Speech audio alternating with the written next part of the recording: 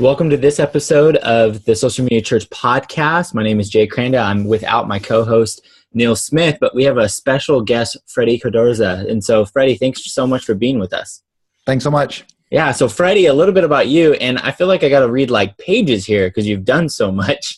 You serve as the director of the Christian Education Program, and you're one of the professors at the Christian Education Program at Biola University at Talbot, which is a leading private Christian university in the greater Los Angeles area, a little bit near and dear to my heart because I graduated from the undergrad from the CE program and also from Talbot's program. So I love that. I know we've talked briefly about that. And so I'm a little jealous and I'm a little I love the program. So I'm glad you're in that position. And I actually I'm going to have some questions about that here in a moment because I know the program has gone through a lot of changes since I've graduated. There's been quite a bit.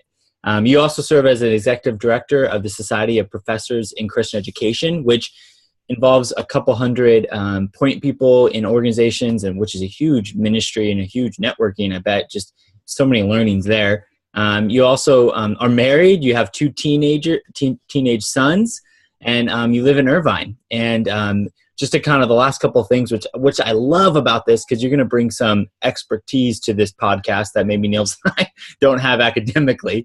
But you have a Bachelor of Science from Liberty University, an MA from Southern Eastern Seminary, a PH.D. in Leadership from Southern Seminary, and you've also completed all the coursework for your doctorate of education.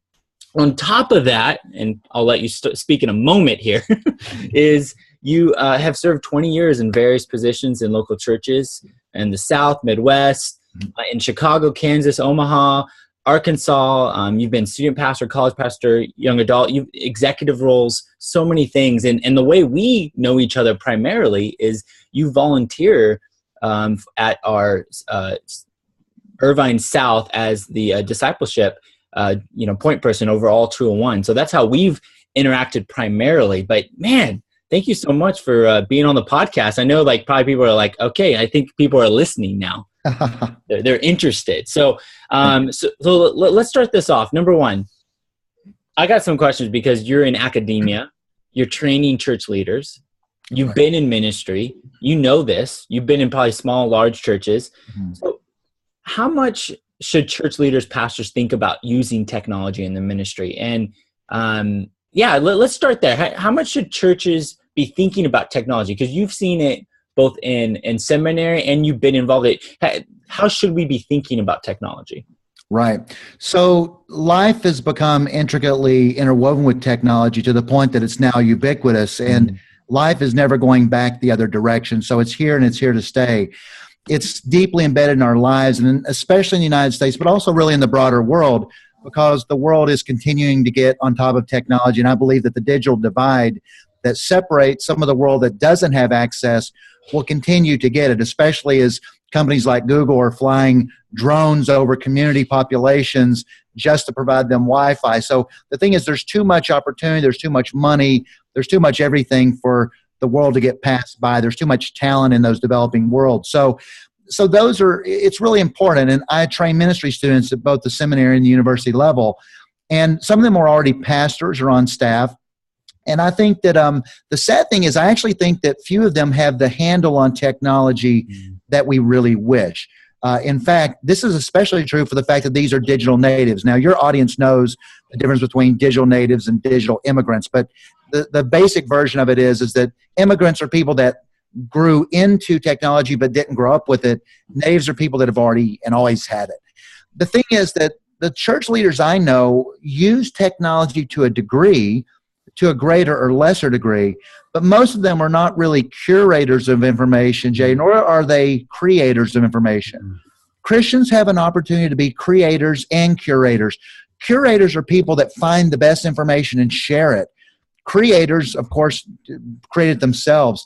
What we have is a lot of media users, but we need more Christians on the forefront of leadership that actually provide a way to find their way through this murky forest of content that exists. And so I think that in the strategic front of truth, which is what we traffic in, though we are aware of the dangers, and there's like what I call technolatry, meaning the worship of technology, and then technophobia, the fear of technology. I think we need to really exploit technology for the kingdom of God.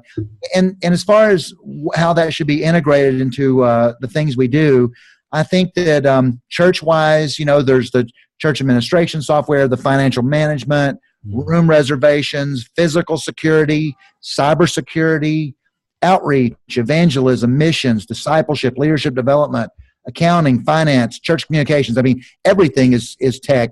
And then on the school side, I really think that schools have to really get over, Jay, their risk aversion and their fear about this.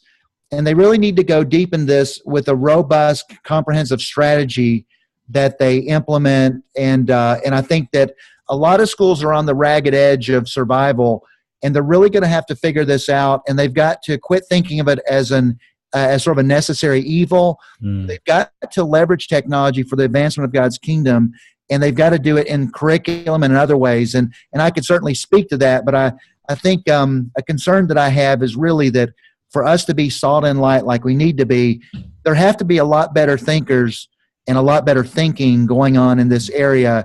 And so there's a lot I could say about it, but let me just throw it back to you to say that we have to be at the forefront of culture. We're close to seeding this area of influence to the world. And when that happens, I think we get marginalized, and I think we lose big. I love that. I love how that's said. And what I love about this, and I really feel like graduating from Biola for the Christian education program, what I loved about that program is it's so practical. It was very practical. There's some challenging things, but I feel like I don't feel like that focus in a lot of universities, at least the undergrad, doesn't get enough focus, because I felt like I got trained very like, this is what it's going to look like to be part of a church. Right. And that's what I love, that at least at Biola, we were under the Bible department, but we were kind of our separate branch. And so I was curious, have you seen anything in the last 8 years or so? Are you guys talking more about this technology thing in classes? Are students bringing it up, asking? Yeah, so interestingly, again, students, they're good with their WhatsApp app. They're good with Snapchat. A lot of them have never written a blog post. A lot of them have never done an audio recording or even a podcast. You would just be really genuinely surprised at what isn't done. So I don't think of use as being really employing them for ministry. And so it's been an increasing concern. In fact, we just are going through our 10-year accreditation for our accrediting agencies, both regionally and theologically. Yeah. And one of the things that I've talked about is that we really have to integrate this, not just in terms of an elective in our courses, which we do sometimes. We really got to integrate this in terms of really making it a part of the core curriculum. And so I'm going to be suggesting that we make a course like this completely devoted to that. Students are sometimes asking for it, but a lot of students are just assume that we know what should be in the curriculum. And so, but what I'm doing is I've begun to integrate it into lots of my assignments. And so things from creating wikis to distribute information and knowledge and research, to creating audio podcasts, to creating video cast vlogs, to creating blogs, to working on infographics, to creating basic websites. A number of things like that are the kinds of things we have to begin to work with. And so I'm developing my students in that area. But the problem is, Jay, that we have lots of people that are in the theological training area or the theological education area. And seminaries basically have two sides: theological education and ministerial preparation. So the thing is that most people are studying the Bible in a theological education side, and therefore a lot of students don't get enough on the ministerial training side.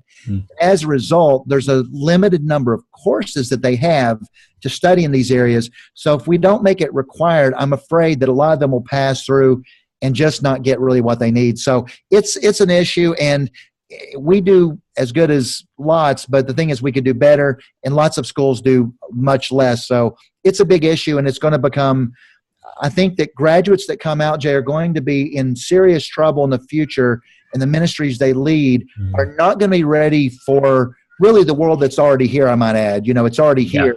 But we've got to do that, and we've got to get ahead of the curve, or at least stay with the curve. And institutions just haven't found a place in their theology consistently with how to handle and negotiate technology. Therefore, they are divorced from it to a greater or lesser degree. Yeah, which I do feel, I think that's what one of the things I loved about at least my experience at Talbot was, even how you guys were on the forefront of adapting, even integrating spiritual formation conversations into all the coursework. That was very evident. So you guys have been very much aware of that balance. And what I love about that, it's that idea of like, leaders are learners, the programs need to evolve. There's a consistency of truth is truth, but I think that's why I'm very excited. I was just thinking back, one of my first classes at Talbot, I had Professor Shin for hermeneutics. Mm-hmm. And there's a project that everybody has to do at the end of the class where you have to present a kind of an overview of the class content. And it's a great project, but I actually created a Blogspot blog and I recorded videos. And I literally, I asked him before, can I turn in a blog? And, and he was like, and Professor Shin's great. I love him. And he was like, yeah, he was like, okay. But I actually just found the videos a while back ago. And I was like, man, it was on some, this is how quick stuff goes, is I had videos longer than 10 minutes, but at the time there was no place I could host videos at 10 minutes. Right. Because that was all capped. And so I had to find some offhand thing. But anyways, I'm excited to see how both Biola and the Talbot does that, because I do think you guys are very on the edge of that, and you guys are always having those conversations. Thinking about this, I was curious. I know you've seen this, and you talked about this briefly, even how maybe you've done some of your assignments in your class and thinking. Should churches be doing? Okay, let me say it this way. I struggle with this because there's still this sense that churches have this gathering power, like that. All like the power of your ministries. How many people can you get in a room at one time? And that's your community. But Mm-hmm. there's also this pool that we can do more on-demand training online through things like YouTube and so forth. Should churches be doing more live training in person on site, or should churches be doing more on-demand online training? And what's the give and take on that? Right. So there will always be a need for churches to have live training. I think there's a human dynamic there that's important. And if it's accessible and if you can do it, why not do it? But there's also lots of other factors that keep those kinds of events, training and equipping, from being as successful as we would like. Therefore, they're not as attended as well. But they're important. They'll continue to be. I think that live or synchronous training has good future possibilities, because it's already being used to a degree by churches that do simulcast or multicast and things like that. But the church overall has not caught up with that because they perceive it as being too technical or too hard to do, and so they don't do it. So I think that synchronous training or live training will have more opportunities in the future. I actually think that on-demand training has, in some ways, more possibilities because it's asynchronous, meaning we don't have to be there publicly, physically, right now, and you don't have to watch right now, and so you can do it across time zones and everything. And it allows basically people to get the just-in-time training they need when they need it. Now, unless you have forum discussions where people can still interact, then you lose an important part, because then it primarily becomes just a transfer of information. But if you add live forums or asynchronous forums to where people can at least engage, then you have the interaction going on. So that's the trade-off, I think. But it's being done to a degree. I think that part of the problem we have really is that churches do not truly understand and value the importance of training and equipping, and they don't invest in it as much as they should. And I think that's, by the way, why there's such a leadership crisis in churches today, because there's not enough of that going on. I think that as churches figure out the importance of training and equipping, especially for leveraging it in order to build the body so that it can be built both in depth and breadth, I think that they will realize that it's useful and cost effective. and it's something that has a financial model that is reasonable. So I think that the great thing about on-demand training, Jay, is that it's financially feasible because it can be used again and again and again. And especially if your subjects, your talent, uses non-trendy clothing, for example, and things like that, you can basically turn that over. You don't have the challenges of live production, which can be a little bit, challenging to work with. You put it in the can, then all you have to do is pay for simple content delivery networks to move that stuff across the wires, and people can get it whenever. So I think that what's interesting is entrepreneurial organizations that are Christian have really yet to figure out, I think, on the Christian side, how to do a lot of this.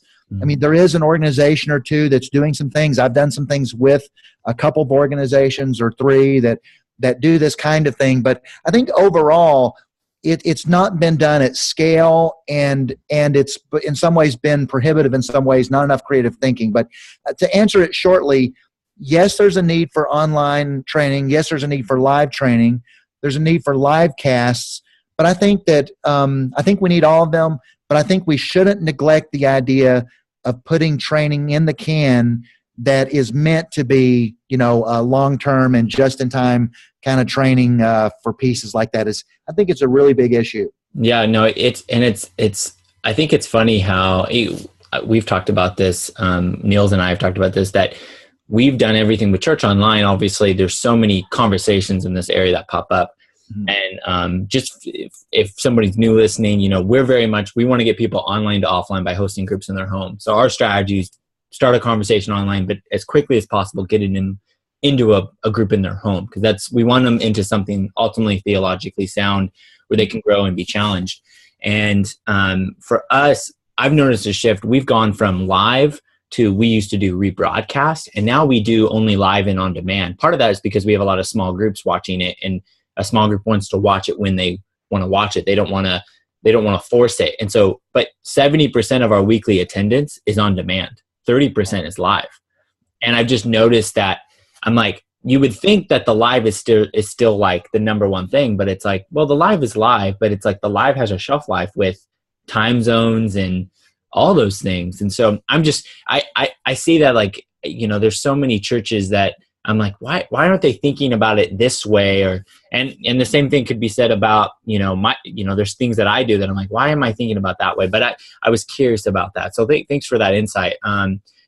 With this, I want to continue on this. We have a couple more minutes here. There's been a lot of obviously trends over the last couple of years with online universities and seminaries and programs. Obviously, there's a lot of tension there. And I'm very grateful, because I think a lot of church online and people in my position, or directors, people doing this kind of stuff, we benefit from a lot of the research that has been done about the effectiveness of those programs. It's probably the biggest data pool right now currently to see how effective some of these things are. How do you see seminaries, training for church leaders looking different over the next 10 years? Do you think seminary might look different in 10 years? Like, what are some thoughts there?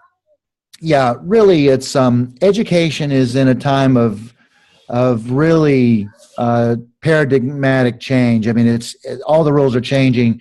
There's massive disruption going on, and it's actually, for the most part, for the good. I think that the relevance and practicality of seminary training or ministerial training will be largely dependent probably on how institutions view themselves and how ministers view institutions. That is to say that if schools and Christian leaders view seminary, and this is really crucial, if we view seminaries as primarily places where knowledge is given, then seminary will become increasingly impractical and irrelevant as digital theological resources are made available. So if theological education is nothing but information acquisition and information transfer, then it will become rare to get people to go to campus for that, because they can get it together. I mean, get it elsewhere. And the only thing keeping that in business, now this is crucial, the only thing at that point that would keep seminaries in business would be the experience of getting together with people in a learning environment in person, and then the necessity of an accredited degree that allows them that type of current training. and the financial ability of people to pay for that. The problem is that the ability and willingness to pay for that would shrink over time, because if you can figure out assessment and accreditation and credentialing apart from a classroom experience, then that goes away. And I think that you have a handful of great seminaries. Mine might be one of those that would survive, but most of them would go by the wayside.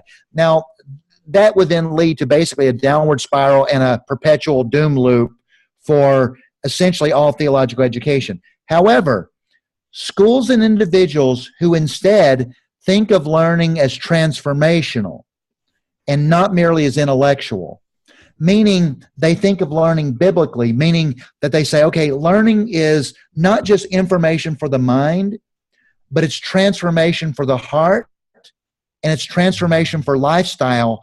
And if we begin to think of these as seminaries of delivering transformative learning experiences where minds are informed and hearts are shaped and lives are changed, then if we can deliver that as opposed to just mere information, then those seminaries that are forming souls and developing leaders and cultivating spiritual giants in that way, I think there's a place for that. And I think that those will then, along with credentialing, I think that those will stick around. And so I think that, that whatever the government considers a legitimate degree will really affect what happens, because the question is really, are you learning just because you sat 48 hours in a seat somewhere, or is your life changed because of something else? So I think the thing is that there's a place for traditional, and I think it will be increasingly augmented with online. And I think some of the best models are non-residency, where you have people living where they want, coming in for short bursts to study together, and then doing a lot in modified delivery systems like online and so on and so forth, or completely online works too. I'm also a believer in traditional classical education in the on campus, but I'm just saying that it's going to be increasingly challenging. And honestly, especially with scholarship the way it is, Jay, I mean, we no longer want to just sit with the 32nd best or 50th best theology professor. We want to sit with the celebu prof. We want to be with the best. And there's nothing really that keeps us from getting the best of the best piped in through those kinds of resources, but we just have to negotiate that. So I think the main answer in brief then is this, and this is a sort of a clarion call really to even people like me, is that we have to think of learning as transformational. And because if all that seminaries and educators do is dump information in the minds of people, they can get that a lot of other places, a lot more conveniently, a lot cheaper than they can. And as soon as credentialing changes, they leave us high and dry. But instead, if we say, we're going to do life on life, transformational discipleship with you, equipping with you, training with you, pouring in our lives until Christ is formed in you, that we literally impart our very lives, like Thessalonians say, then I think we have something. Without that, we've got information transfer, and that's a short trip down the railway. It's not going to end up well. Wow, that's great. And that's what I struggle with, because you see so many things with, obviously iTunes University. You can take different things on podcasts. You can listen to, like you were saying, you can listen to the best of whatever area.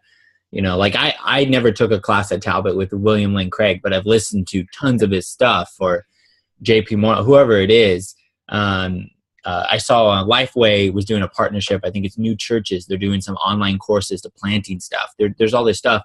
But I find what I really benefited the most from going, and I remember I asked a friend right before I started my MA at Talbot, because I asked him, should I do this? Is this worth it? And I wanted to do it, but I'm a big believer in asking for, what do people think? And he said, I think you will benefit greatly from it. And I think because of how you're set up, you will enjoy it, but I think it will change. And I remember what I loved mostly about my experience was I felt like, at least Biola Talbot, they were such a good way of systematically framing everything up.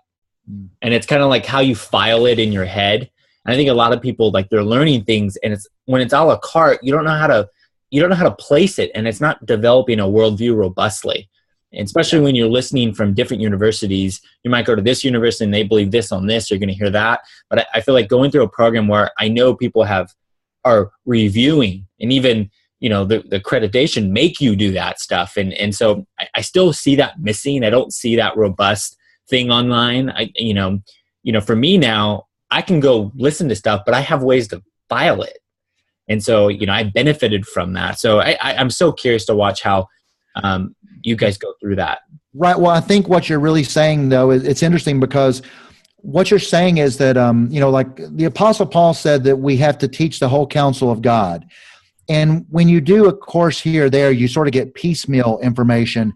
But what you're describing is really classification and curation again, you know, because what you're saying is, okay, I need a system of thought. I need a worldview.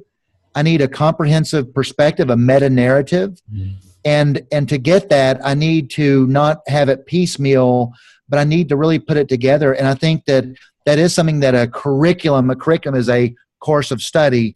And I think that's what a good curriculum does.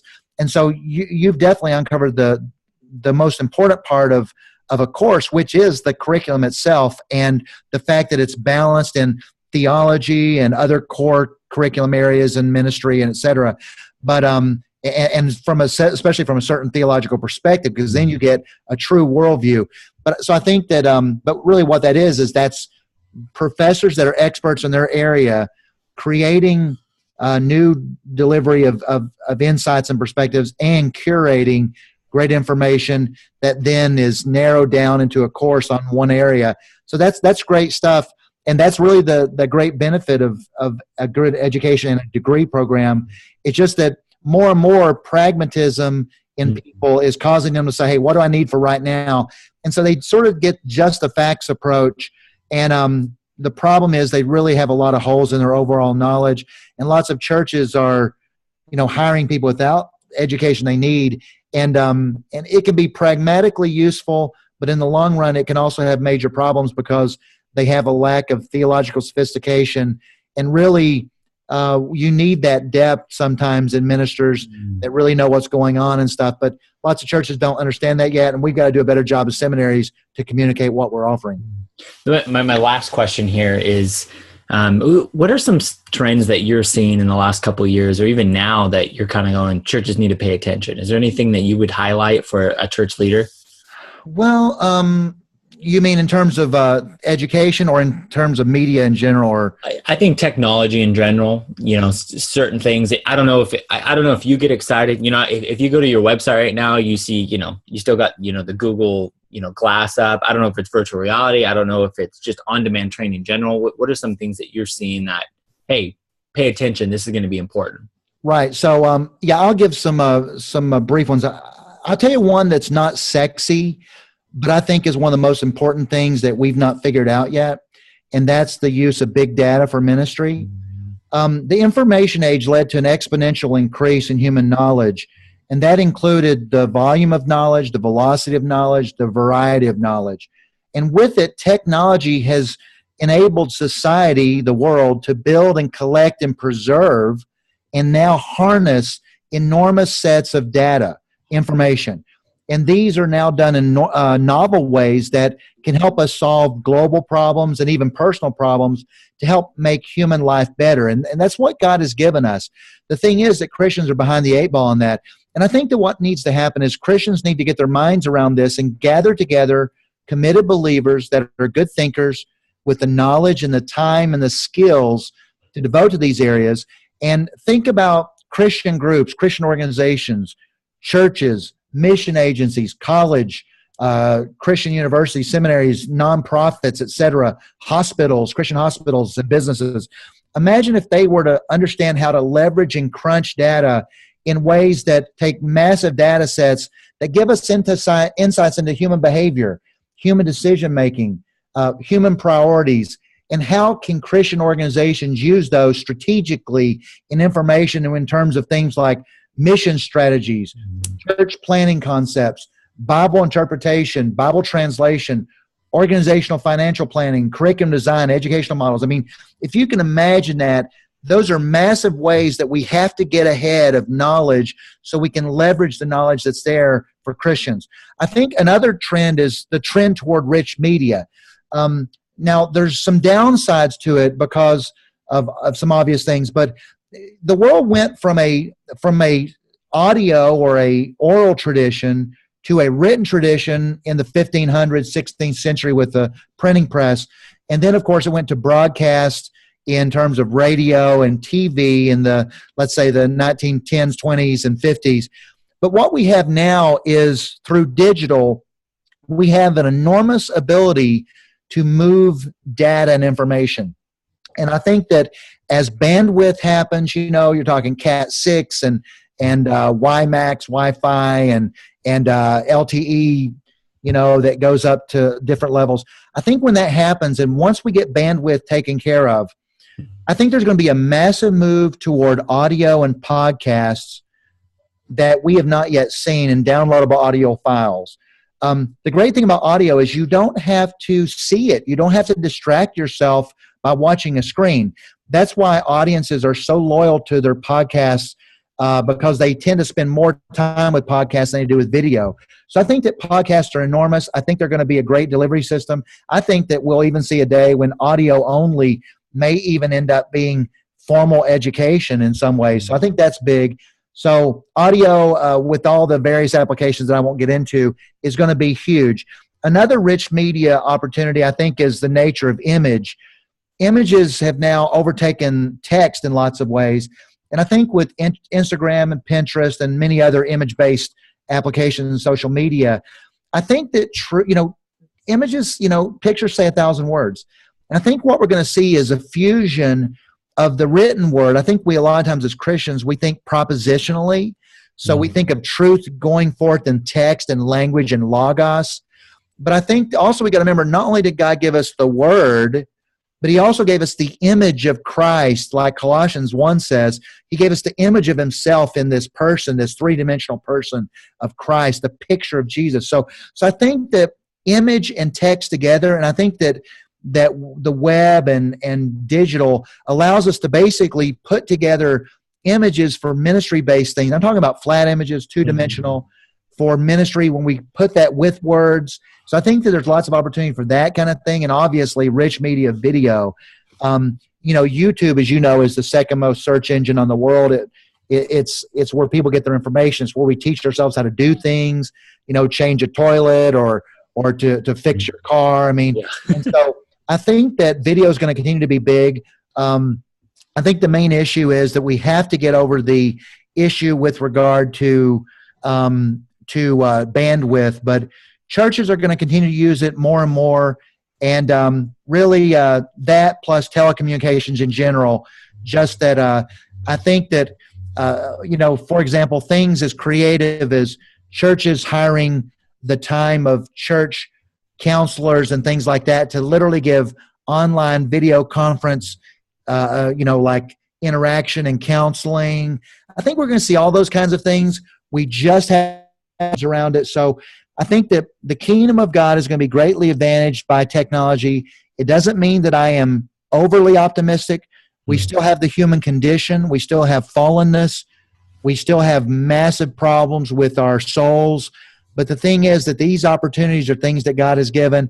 And I think that a lot of smart Christians are going to get together, collaborate, figure these things out. And I believe there's going to be a lot of Christian businessmen and others that would like to support those things. So I'm optimistic overall that God is going to leverage this for the advancement of God's kingdom and his glory. Wow. Hey, thank you, Freddie, so much for taking time. I know those listening, you took our podcast to a next level here, just hearing all the background. And so thank you so much for taking time. If you were interested at all to learn more about Freddie, go to freddycardoza.com. I'm going to put links in our podcast and on the website and everything, so explore that. There's tons of great resources. And if you're listening, if you're interested to go next level in some training, we have socialmediachurch.university. Check that out. Links in the as well. But thank you, Freddie, so much for taking it. I know we took some extra time here, so but it's such great stuff. So I want to just thank you again. And if you're listening, go to his website, check out our show notes. So if to learn more about the show, go to socialmediachurch.church and engage with the hashtag SMC podcast. Thanks for listening.